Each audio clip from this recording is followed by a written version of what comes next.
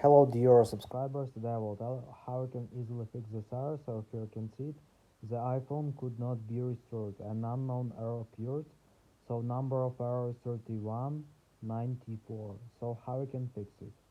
So now for fixing it, first thing you need to check is to check your Wi-Fi connection. So just tap on Wi-Fi and just check if you're successfully connected to your Wi-Fi.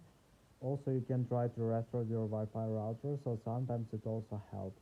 And just turn off and turn on again your Wi-Fi. So it will reconnect to your Wi-Fi network. And also you can try to tap on Apple logo, just choose your restart and just submit restarting your computer. So just try to restart your computer, and also you can try to remove your iTunes from your computer and just download and install it again.